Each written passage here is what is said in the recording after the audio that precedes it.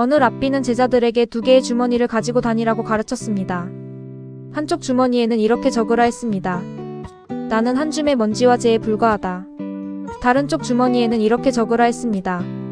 이 세상은 나를 위해 만들어졌다. 그리고 상황에 따라 필요한 주머니를 꺼내보라고 했습니다. 언뜻 보면 서로 모순되는 두 문장 같지만 랍비는 두 문장 모두 진실이라고 말했습니다. 오늘 겸손과 자존감이 서로 싸우지 않고 공존하는 법을 이야기하겠습니다. 긍정의 법칙을 이야기하면 사람들은 종종 오해합니다. 무조건 나는 대단하다고 믿어라, 실패 따위는 없다고 생각해라 같은 근거 없는 자기 체면을 떠올립니다. 그런데 이런 식의 무조건적 긍정은 오래가지 못합니다. 현실과 부딪히는 순간 와르르 무너지기 때문입니다. 실제로 이런 무조건적 긍정을 실천하던 사람들이 큰 실패를 한번 겪으면 오히려 정반대로 급격히 무너지는 경우를 자주 봅니다. 나는 항상 잘 될 거야 라는 믿음이 강할수록 그 믿음이 깨졌을 때의 충격도 더 크기 때문입니다. 반대로 어떤 사람들은 겸손을 지나치게 밀어붙이다가 자기 비하로 빠집니다. 나는 부족한 사람이야, 나 같은 게 뭘 하겠어 라는 생각이 습관이 되어버립니다. 이런 사람들은 겉으로는 겸손해 보이지만 실제로는 도전할 기회 자체를 스스로 차단합니다.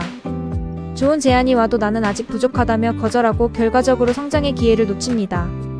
흥미로운 점은 이 두 극단이 서로 정반대처럼 보이지만 실은 같은 뿌리에서 나온다는 것입니다.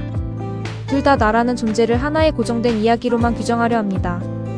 하나는 나는 늘 최고다라는 이야기에, 다른 하나는 나는 늘 부족하다라는 이야기에 갇혀 있습니다.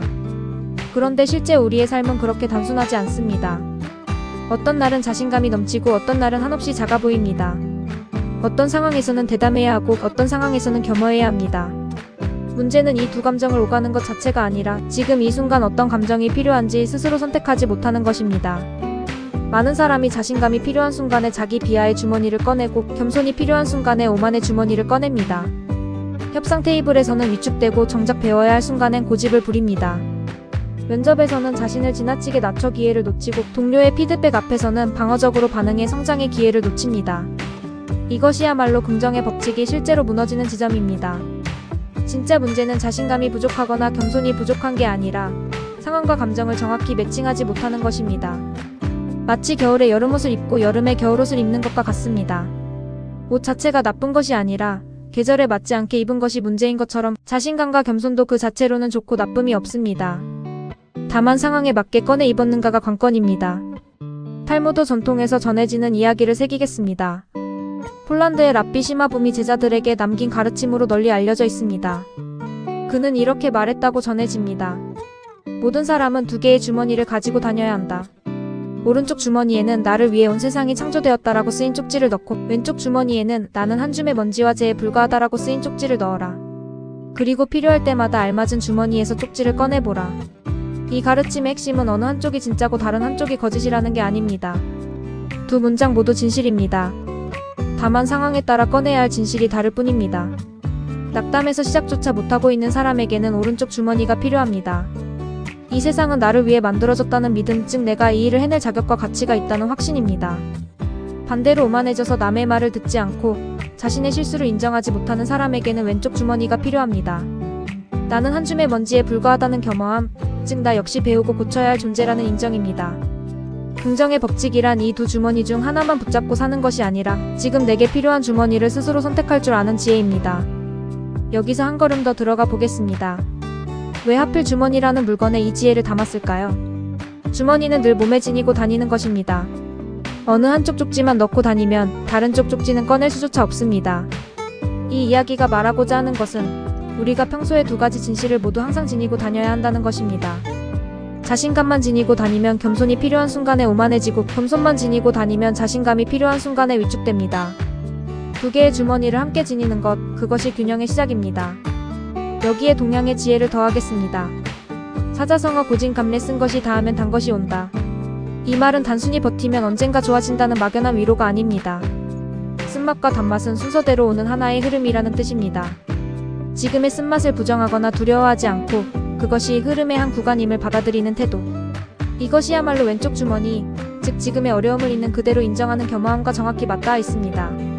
그리고 그 쓴맛 뒤에 반드시 단맛이 온다는 믿음은 오른쪽 주머니, 즉 나는 결국 이 흐름을 통과할 자격이 있는 존재라는 확신과 맞닿아 있습니다. 결국 고진감래와 두 개의 주머니는 같은 지혜를 다른 언어로 말하고 있습니다. 지금이 쓴 시기라면 그것을 부정하지 않고 받아들이되 동시에 그 쓴 시기가 영원하지 않으며 나는 그것을 통과해 단맛에 이를 존재라는 믿음을 함께 붙잡는 것. 이것이 진짜 긍정의 법칙입니다. 근거 없는 낙관도 아니고 근거 없는 비관도 아닙니다. 두 진실을 동시에 품는 것, 그것이 진짜 성숙한 긍정입니다. 멘탈 트레이닝의 관점에서 보아도 이 원리는 정확히 들어맞습니다. 운동선수들이 훈련하는 심리적 유연성이라는 개념이 있습니다. 이는 하나의 감정 상태에 고착되지 않고 상황에 따라 필요한 심리 상태로 빠르게 전환하는 능력을 말합니다. 시합 전에는 자신감을 끌어올리고 시합이 끝난 뒤에는 냉정하게 부족한 점을 분석합니다. 이 전환이 빠르고 유연할수록 선수는 슬럼프에 오래 머물지 않고 다음 경기로 나아갈 수 있습니다. 두 개의 주머니를 오가는 훈련은 결국 이 심리적 유연성을 일상에서 기르는 훈련과 다르지 않습니다. 첫째, 매일 아침 오늘 필요한 주머니를 정한다. 하루를 시작하기 전 오늘 나에게 자신감이 더 필요한지 겸허함이 더 필요한지 잠깐 생각해봅니다. 중요한 발표나 도전 앞이라면 오른쪽 주머니를, 팀원의 피드백을 들어야 하는 자리라면 왼쪽 주머니를 미리 꺼내둡니다. 이 작은 선택만으로도 상황에 맞지 않는 감정에 휘둘리는 일이 크게 줄어듭니다. 예를 들어 오늘 중요한 계약을 앞두고 있다면 아침에 나는 이 계약을 성사시킬 자격이 있는 사람이다 라고 오른쪽 주머니에 문장을 되새깁니다. 반대로 오늘 상사에게 실적 리뷰를 받아야 한다면 오늘은 배우러 가는 자리다라며 왼쪽 주머니에 문장을 미리 꺼내둡니다. 둘째, 지금이 쓴 구간인지 단 구간인지 이름을 붙인다. 힘든 시기를 보내고 있다면 그것을 내 인생이 원래 이래라고 확정 짓지 말고 지금은 쓴 구간을 지나는 중이라고 이름 붙입니다. 이름을 붙이는 순간 그 상태는 영원한 정체성이 아니라 지나가는 한 구간으로 바뀝니다. 좋은 시기에도 마찬가지입니다. 지금은 단 구간이라 이름 붙이면 자만하지 않고 이 시기를 감사히 누릴 수 있습니다. 이 이름 붙이기는 단순한 말장난이 아닙니다. 심리학적으로도 감정이나 상황에 이름을 붙이는 행위 자체가 그것과 나 사이의 거리를 만들어주고 그 상태에 완전히 잠식되지 않도록 돕는다고 알려져 있습니다. 예를 들어 나는 실패자다라고 말하는 것과 지금 나는 실패를 겪는 구간을 지나고 있다라고 말하는 것은 완전히 다른 문장입니다. 전자는 정체성을 규정하지만 후자는 지나가는 시간을 묘사할 뿐입니다. 셋째, 겸손과 자신감을 하루 안에서 번갈아 연습한다. 아침에는 나는 이걸 해낼 자격이 있다고 스스로에게 말하고 저녁에는 오늘 내가 놓친 것은 무엇일까를 돌아봅니다. 이 두 가지를 하루 안에서 균형 있게 연습하면 어느 한쪽 주머니에 치우치지 않는 유연한 마음의 근육이 생깁니다. 처음에는 어색하게 느껴질 수 있지만 반복할수록 이 전환이 자연스러워지고 결국 상황을 정확히 읽고 알맞은 태도를 즉각 꺼내 쓰는 능력으로 자리 잡습니다.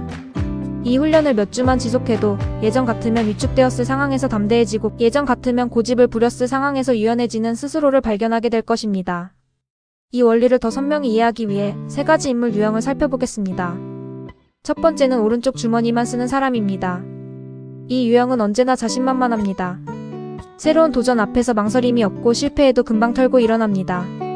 그런데 이 유형의 맹점은 피드백을 받아들이지 못한다는 것입니다.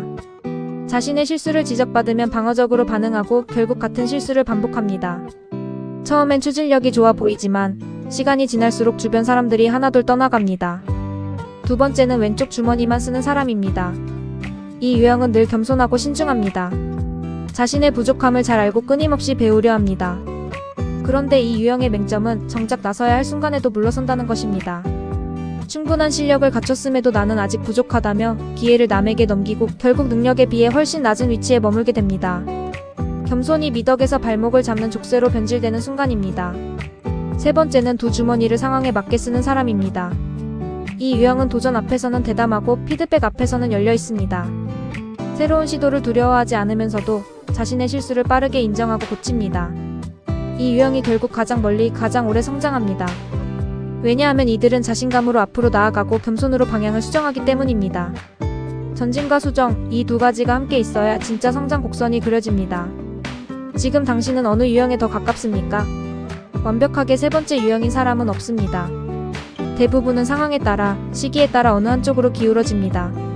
중요한 것은 자신이 지금 어느 쪽으로 기울어 있는지 스스로 알아차리는 것, 그리고 필요하다면 의식적으로 반대쪽 주머니를 꺼내보는 연습을 하는 것입니다.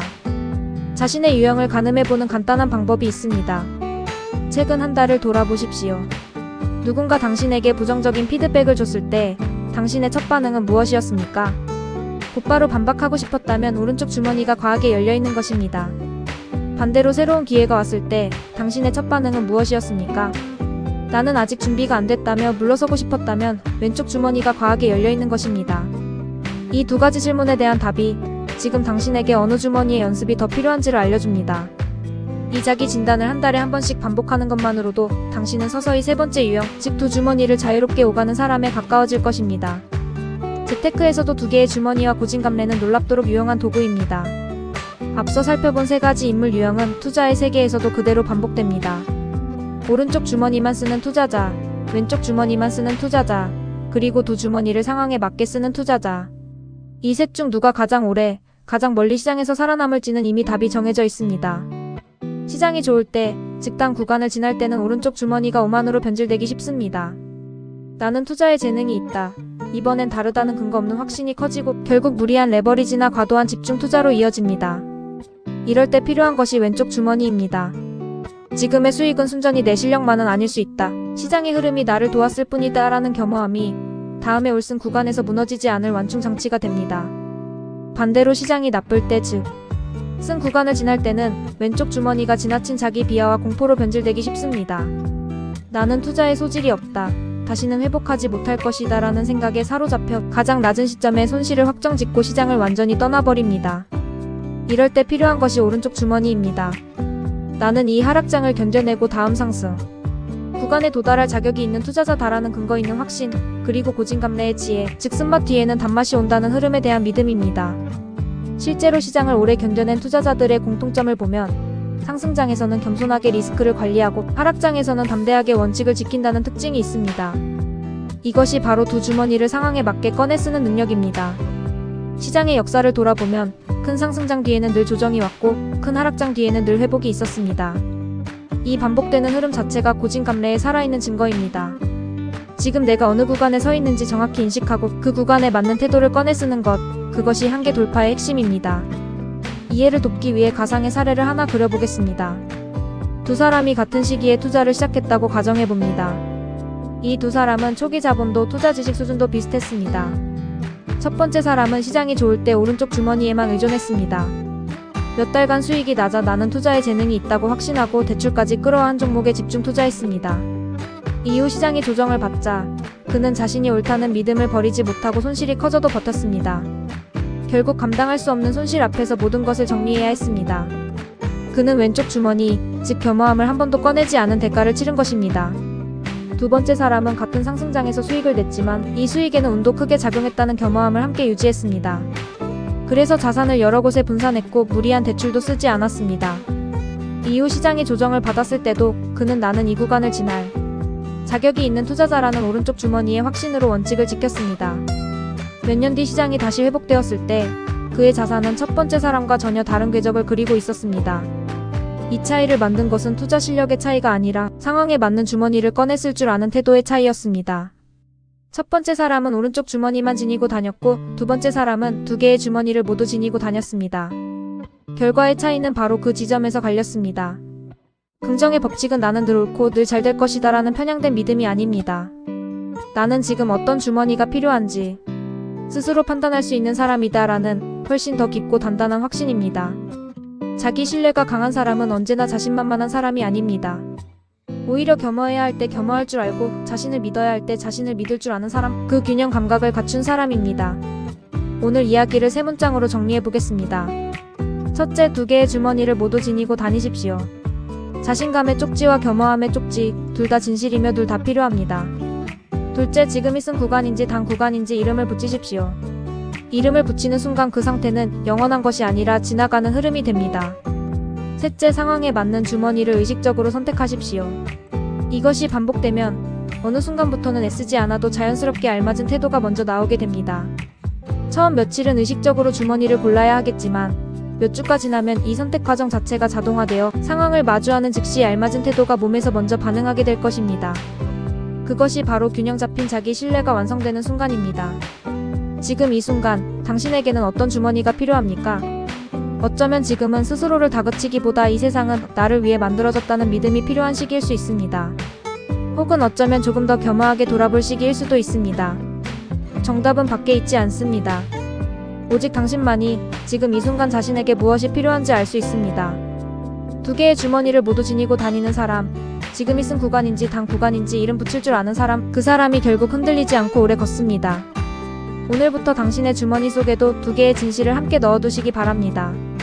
이 원리는 재테크뿐 아니라 커리어, 관계, 건강관리까지 인생 전체를 관통합니다. 골든 88은 매일 아침 당신이 오늘 알맞은 주머니를 꺼낼 수 있도록 함께하겠습니다. 오늘 하루 당신의 오른쪽 주머니와 왼쪽 주머니 중 무엇을 먼저 꺼내야 할지 잠시 멈춰 생각해 보시기 바랍니다. 그 짧은 멈춤 하나가 오늘 하루의 방향을 완전히 바꿔놓을 수 있습니다. 내일 이 시간에도 골든 88은 당신 곁에서 오늘 필요한 주머니를 함께 찾아드리겠습니다. 오늘도 수고 많으셨습니다. 구독과 알림 설정으로 내일도 함께해요.